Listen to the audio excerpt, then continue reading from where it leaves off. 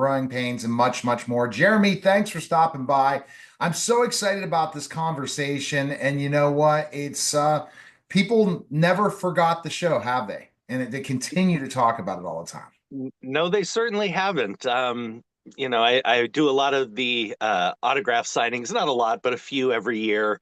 And man, the fans have not forgotten. They still remember the show incredibly fondly. And they're showing it to the new generations. I met kids, who are barely 8, 9, 10 years old who are falling in love with the show. So it's pretty cool. And that's the cool thing about it, lives on forever in so many ways. And you have so many fond members. Well, I wanted to just jump, first of all, how did you get the gig? Tell us about how that happened. I actually just booked the gig as a random audition. They did what we call a cattle call, which is where they just call every kid in the area. So I think there was between 200 and 300 kids who came in and read that they were bringing in to audition, and I went in and I was just a kid. I didn't even get to reading the lines. I went in and just started telling jokes and doing these dolphin impressions I would do because my voice was so high back then, and just I was just being a kid, and apparently that's what got me the job. I never actually read the lines in my audition, and the producers to this day will tell you that that's what got me the job, is I was able to just come in there and be a real kid, and that's what they wanted for the role. Interested and interesting. And so you have a lot of acting experience before that audition? I did actually. I had started auditioning when I was 5, and I went out on over 450 some odd auditions. I booked a commercial in my first 10 auditions with McDonald's, and then went dry for about 2.5 years. But when it started rolling, it really started rolling. During those 450 auditions, I was going down to the final 4 kids or the final 2 kids for the part every time, but I wasn't getting hired. So all of a sudden, it started rolling. I booked guest spot on Different Strokes, guest spot on Punky Brewster, then Charles in Charge, then Pryor's Place, which was Richard Pryor's children's show he had on Saturday mornings, and then a TV movie called Deceptions, a feature film called Eminon, and then Growing Pains. And Oh, all wow. of that happened inside of about a year to a year and a half. It just started rolling. So by the time I got Growing Pains, yes, I'd shot 2 movies and had been a guest star on multiple shows. Let's talk about work ethic in so many ways, Jeremy. And I think it's important to look at that in so many ways. Your work ethic is just it had to been there, right? To get all to book all those roles. Did you put a lot of effort in a young age into acting? Absolutely. I always say that it definitely was a sacrifice. You sacrifice a lot of your childhood. My average day was get off school at 2 o'clock, jump in the car with my brother in my mom's car. She would drive us to auditions all day long, all afternoon, while we did homework in the car. And then, as soon as we got there, we'd work on the sides, work on the lines. And then sometimes we had up to, because it was both me and my brother auditioning, we'd have up to 5 auditions in a day. Not each, of course, but 5 auditions we'd have to shuttle to at different places throughout the city. And then we'd drive home, hour and a half, 2 hours home, wouldn't get home till 8:30, 9 o'clock, finish whatever homework we had, go to bed, rinse and repeat every single day. So it's a grind. And yeah, there is definitely a work ethic there, but I was lucky in that it never really felt like work for me. I loved it. I fell in love with it. So I loved the process. I loved the auditioning. I loved the whole thing. So you land your big show. Now the process is you have an unbelievable all-star cast, especially now if we look back. But at Mhm. that time, were you thinking Growing Pains was going to be this big a show? No, I don't think any of us really knew how big Growing Pains could be. Um, we thought the show was good. I mean, we saw, after we filmed the pilot, we saw the pilot done and completed, and we all really enjoyed it, but you just never know. And my mom and my grandmother were real good at keeping me grounded and not letting us get ahead of ourselves. So until we got the call that the series was actually moving forwards, we didn't think anything was going to happen. And then once it did, and we started shooting the first season, and we started seeing the reaction of the fans and the ratings and that people were enjoying it, there was that feeling of, wow, this might be something special. But still, even then, it's only first season. We had no idea the level of success we would get. 7 full seasons, three and a half, four of those, we were in the top five every single week, battling it out with, Cosby and Monday Night Football for the top spot. And we were I think 2.5 years in a row, the highest rated show on ABC every single week. It was an honor. And I don't think any of us really saw it. We thought it was possible, after seeing how well the first season went. How known were the actors when the show started? Uh, When they started, only Alan was really well known. okay. Because of his talk show and because of some of the other work he had done. But even then, that's the funny thing. When I booked Growing Pains, I actually booked two shows at the same time. Um, there was a show called Fathers and Sons with Merlin Olsen and, oh, I can't remember, a couple other really wonderful actors and actresses. And basically, they wanted me to come in to screen test for both shows. And you can't do that. You have to make a choice because once you screen test, you are signing the contracts and you are agreeing to do the project. Um, Everybody else, my agent, everybody in the business wanted me to take Fathers and Sons. It was on NBC, which at the time NBC was ruling the networks. Merlin Olsen was a much bigger name than Alan or anybody else on our show, and everyone wanted me to take Fathers and Sons. My grandmother and my mother were the ones who said, we just have a feeling that we need to take Growing Pains. And look what happened. I mean, Fathers and Sons was a good show, but it only got a season and a half, I think. And my good friend Andre Gower, who him and I constantly auditioned together, was the kid on that who got the role. And then I ended up, sheer not through sheer luck, but through that decision of my mom and my grandmother, we ended up taking Growing Pains and just being a part of something really special. And I got the opportunity to talk to Alan on an interview years ago before he passed away. And I mean, it's amazing. And I've talked to Kirk. So I've had an opportunity to talk to two. What do you think? Let's talk about who do you think was your best mentor on the show that you learned the most from as an actor? I would say Alan was definitely, my biggest mentor. He took the time to actually guide me a little bit in my acting skills. None of the cast, and this is not a knock on any of them, it wasn't their job to, but none of the cast really did that for me except for Alan. And just seeing how talented he was, even without him taking the time and setting it aside to help me, I knew to watch him. I knew to study what he was doing, how he handled himself, how he approached the job. He was such a consummate professional, but he enjoyed himself still. So I, at a very young age, started watching Alan and, learning from him. And that's the amazing thing of learning from somebody and learning your acting and getting that many years to be part of the show. It got better. It got easier and easier, right? It Every did. Well, it did, especially the more chemistry we built, the more we got used to each other's cadences and timing and everything else. As that kept building, I think you see in the end of the second season, come the third season, is where we really peaked, writing wise, acting wise, camaraderie and chemistry wise. Not that it wasn't good at other times, but I think that third season going into the fourth season was really where all of that kind of hit its zenith. How were you guys as a family? Like being on doing a show for so many years. Oh, big time family. I mean, all up in each other's business. Um, you know, Definitely bickered and fought at different times. Nothing, gigantic, but like a family. I mean, we had our disagreements and, moments of being annoyed with the others, but we love each other and still do.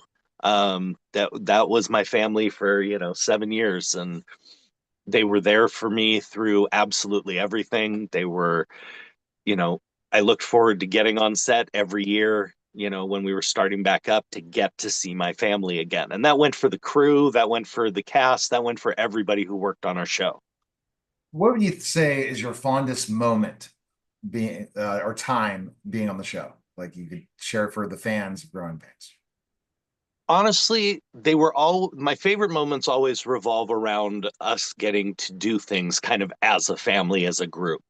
The first one that really stands out is when we went to Hawaii, the Hawaii episode. And given, I mean, going to Hawaii was just amazing, but we all brought our families. My brother came with, and my mom and my little cousin who we were taking care of. And, Tracy brought all her sisters. Kirk brought his sisters. Our director brought his kid. Everybody brought family. And yes, we were working and we were filming, but all of our off time was spent together, enjoying just time together and, enjoying getting to be on vacation in Hawaii. So that was really special. Not just because we were there, but again, because all of us who were able to go brought our families and we all got that kind of long bonding together as well. And I think these family shows that now are living in infamy in years. So think about the Waltons, think about specific other shows. They're rock stars still. You guys are definitely rock stars. That we just don't have that family television anymore. I'll bring up the Cosbys too. I'm bringing up different shows Mhm. that really people wish that they can have a family like your family. They wish they could have had a family like the Cosby family. They wish they could have had a family like the Waltons, and it's Absolutely. I think that maybe producers are missing the boat, wanting chaos and crisis versus having something that's has something that's solved but still feels really good, the relationship. See, I agree. That's been my opinion for a while. Um, I get a lot of people of our generation, of the following generation, who miss that style of television. And I've said it many times before, this is nothing against either of these shows, but Married with Children and Roseanne were the death of the classic family television show, the classic family sitcom. Brilliant shows. I enjoyed them. I watched them religiously. I loved those shows, but they introduced dysfunction into the family sitcom. And we've never gone back, unfortunately. We don't have the ideal anymore. You know what I mean? It's all they try and make families as real and dysfunctional as possible. And personally, I think people want to watch something that gives them a little escapism. They loved that ideal where they could look at and go, that's what I'd like my family to be like. We don't have that anymore because they're so realistic. They try and be more like what a regular family is, and most families have quite a lot of dysfunction. So as I hold nothing against those shows, but they definitely were the beginning of the end. If you look at the timeline that came before and after. Do you think, just kind of looking back at this, do you think because of now you talked about younger kids watching your show now, that people are flocking to those shows still on reruns in different places? I think they are. I think you see it with the popularity that Full House got in reruns and their bounce back they got with the whole new generation, which spurred on the reboot show. Fans really do, especially the kids, they're connecting with it still. So I believe there really is a market for those kind of shows. We can get back to it and people will love it. I think people want that kind of thing. So after you were done, did you guys have a reunion show after that? We did two reunion movies. Uh, The first one we shot in Montreal, actually, and the second one we shot in Louisiana. And that one was really special in that A, just getting to be together again, but B, that's where I met my fiance and also reconnected with my very, very dear friend Brandon, Dr. Brandon, who I wrote my book with. And I hadn't seen him in over, I think, 12 or 15 years at that point. And I met my beautiful fiance. So that was a very special trip. it sounds like that's absolutely. So life after Growing Pains, was that a challenge for you? I mean, I talked to NFL Mhm. stars, I talked to all these different people. A transition, especially at that time, where I think typecasting was a lot different. A lot of people were able to move on from one character to the next character as a child actor differently than your time, in my opinion. I Y- think people are able to, it's probably because there's so many different streaming shows now and so many different options. You can move on easier. It was much more difficult at that time when there was only a few channels or I needed. would agree. When you only had, the three and then four channels, typecasting was a bigger issue. I didn't run into as much of that. I really didn't. I came again after Growing Pains. I came right down to the wire on so many things. Um, Sequest, which starred, I'm blanking on his name Yeah. from Jaws, Schneider. Yeah. And my dear friend Jonathan Brandis actually got that role. But it was down to him and I for that show. Wow. Um, I was this close to getting hired onto Days of Our Lives right after Growing Pains. I would have literally gone from Growing Pains and then 2 weeks later started on Days of Our Lives. Um, Unfortunately, because I got hired basically on the spot, and they decided not to introduce the character. The whole storyline changed like in the weeks before I was supposed to start filming, and they decided they weren't introducing this character into the show. So again, I was right, I would have been a part of Days of Our Lives and gone right from Growing Pains into that. So I didn't deal with a huge amount of typecasting right away.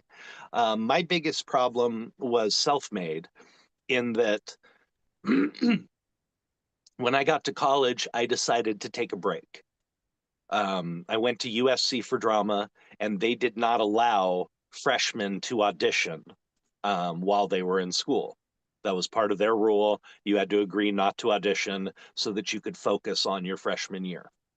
So I agreed to that, and I decided to take a little break, and that was a mistake. Um, the door was open for me at that point, and people were very interested.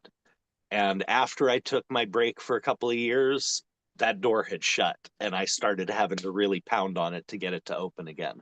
So that was definitely a bit of a mistake career wise, looking back. And but that was on me. That wasn't as much of a typecasting thing or anything else. And then soon after that, I really started dealing with my alcoholism. That impacted my, auditions and things like that as well. So a lot of what slowed me down was of my own making. Okay. So the alcoholism, did that stem as a child actor or just kind of just from stress of life or just it goes back, you know? There's definitely a genetic component with me. I've never had an off switch. The story goes when I was 4.5, I would run around after my grandparents' parties and finish off all the beers. And, unlike other 4-year olds who would do that and go, ew, ugh, I would just keep going. I never had an off switch. When I was 10 and a half, 11 years old, had another big drinking opportunity. And again, I just went all day long, got sick, and went right back to the cooler. Never had an off switch. So I truly believe there is a genetic component to it that I was a little predispositioned because that's not normal. Normal kids don't just keep going back and have 30 beers throughout the day, even when they feel like crap. You know, so there was something there always. But I grew up in a household, my grandparents were functional alcoholics, very typical 70s functional alcoholics. So I didn't see anything wrong with it. In the way I was raised, hey, the more you could drink and still function and get everything you needed to get done, well, that meant you were a man. I mean, that was kind of the era and the way I was raised to think about it. So it definitely progressed quickly. And it mostly came when it started progressing, it was from my anxiety. I have a social anxiety disorder, a pretty severe one. And I found that alcohol was the perfect medicine at that time. It gave me that liquid courage to go out in social situations, which I had to do a lot of back then. There were a lot of PR events, there were a lot of parties, there were a lot of things where I had to schmooze and talk to people and be what I always call, flip the switch and be on. And that was real difficult with my anxiety disorder. So once I discovered alcohol as a, smoothing over agent for that, it was kind of off to the races. That's huge. I mean, that happened. It's like, okay, so how did you get overcome this? Because social anxiety, having the alcohol problem cost you probably jobs and opportunities Mhm. in acting. How did you beat it? It took a very long time, actually. I I started realizing I was having issues. I had a couple of very, very nasty experiences, nothing violent, nothing like that, but a couple that I was very lucky to survive. And I realized I needed help. So I started looking into, 12 step and rehab and all these different things. And over the years, over about a 4-year period, I tried all of them and I couldn't make them work for me. I don't take anything away from those programs. I have friends who've gotten help with every one of those modalities. They all work for different people. Not, there's not one thing that works for absolutely everybody. But I couldn't make them work. I couldn't get past that craving. So, Miracle of Miracles, my mom found this program that started in Australia that was using a medicine to actually help block your cravings for alcohol. And it's the name is naltrexone. It's the same medicine that they use in the opiate overdose spray, naloxone. It's one of the ingredients in that, but it works on the same part of our brain that has the center for the alcohol cravings. So I went and I had this procedure done. They put this little biodegradable medicine pill into my abdomen, into the fatty tissue there, and it just dissolved over about 3 to 6 months. And during that time, it blocked. I mean, it was like someone flipped off the light switch. It was that drastic. That constant, I have to have it. I need it. Go get it. It was gone. It just like disappeared, and it was it was the exact tool I needed to get over the hurdle and start actually doing the work of recovery. Mhm. Okay. Wow. So you overcame that. Tell us your latest projects. What's going on with you? I know you're doing events like signings. They're all that's the greatest thing I think it's happened to a lot of is the opportunity to go out and meet the fans and keep your brand going, which was not available years ago with, I guess you call them the Comic Cons or Comic Hmm. Cons or wherever it starts. I used to be in Pittsburgh, Steel City Con. Now I'm Hmm. here, Cleveland, and I'm going to probably cover this one coming up, I hope, that's coming in a couple weeks to Cleveland. These are just great events to meet your fans, aren't they? They are, and that's really my favorite part of it. It's great to, sell a little merchandise and to sign photos and do everything else, but getting to meet the fans, getting to hear their stories about why the show was important to them, where they were when they saw this episode or what they were dealing with at that time of their life. That's really special getting to have that connection with people, going on 40 years later now. So it's just a really special thing to have and to get to sit there and do. And like you said, it helps all also to keep your name out there, to keep your brand going and to let people know, hey, I'm still here and I'm still doing it. I'm still doing films and TV shows. I just finished a the second season of a TV show that's on BET streaming. Oh, really? The show's called Angel. It is a police street crime drama. I play the lead detective's partner, and I'm in one episode of the first season. I think first season was only 3 episodes. It's available on BET streaming, but second season's supposed to drop in a month or two, and it's a really, really good season. It's I am very, very proud of this work we did. I'm really hoping everybody gets a chance to watch it. So I'm in I think at least 7 of the 8 episodes in season two, and yeah, it was a blast to do. I got to work with a lot of really great actors and actresses. My partner is actually the extremely, extremely legendary MC Light. And she is an amazing actress as well. I didn't know what to expect when I heard that it was her, because she's an amazing musician and artist. I didn't know she had the acting chops, and she's really good. So it was a fun experience. But yeah, I'm still working, still doing that. That whole season should be dropping in a couple of months, and I've got a couple of independent films I'm working on that we're hoping to be in production by the end of the year. So I'm staying busy. See, that's the thing people don't understand. Just because there's so many streaming opportunities, this is the, I hope we start dropping more stuff again, dealing with the actor strike, the writer strike, Mhm. Teamster strike, all these different things. Hopefully, content's coming back. Huge. That's my hope because again, I hope so too. I'm, yeah. It seems like people are starting to hustle again. Things are starting to move. The wheels are starting to turn again. As with any business, the last piece to fall into place is for the money people to come back. And you're And and that they'll come back when they can make money. exactly. And I think we're starting to see that. Okay. One other thing I wanted to say, Jeremy, is you're still a young guy. You never know. Some of these people didn't start. How old was Samuel L. Jackson when he first started acting? So you Oh, never, exactly. yeah, I love it, and I'm never going to stop. I just keep plugging away, plugging away, plugging away. I mean, look at Tom Hanks. I mean, Tom, went through a 20-year stretch of living in obscurity right. essentially, and finally got that opportunity and made the most of it. So I love what I do. If I'm certainly not, I've had large amounts of fame. I've been there, I've done that. I Right. just love working in the business. I love creating entertainment that I people love it. love, and getting to do that is a privilege and a blessing.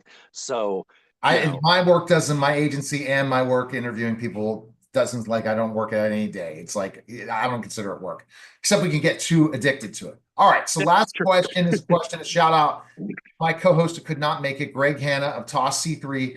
He asked this question. It's the first time I've ever asked this. Okay, so Jeremy, be ready for this question. All right. Make you think. What is the most important thing in life you ever learned? Most important thing in life I ever learned. Truly, it took me a long time to learn it, especially because of my anxiety disorder. But the most important thing I've ever learned is don't be afraid. Just do not be afraid to do it. The worst that can happen is you fall on your face. Big deal. You get up, you pick yourself up, and you keep going. But don't be afraid to do it. And I was for so many years. I was filled with so much anxiety and so much fear that I missed out on a lot of opportunities in life. So if I've learned anything in 48 years, it's don't be afraid. Just freaking do it anyway. And I think this is the greatest opportunity in the world for anyone in any career for what's at our fingertips and opportunities from streaming to AI to everything. We could utilize so many things to be able to take that one step to fame. Jeremy, Absolutely. best place we can connect with you. Where can we go? The best and easiest to just go to my website. It's jeremyjamesmiller.com. That has all my social media stuff, all my projects I'm working on. It has all my links to anything I'm doing, as well as the social media links. So that's the easiest way, jeremyjamesmiller.com. All right. You're listening in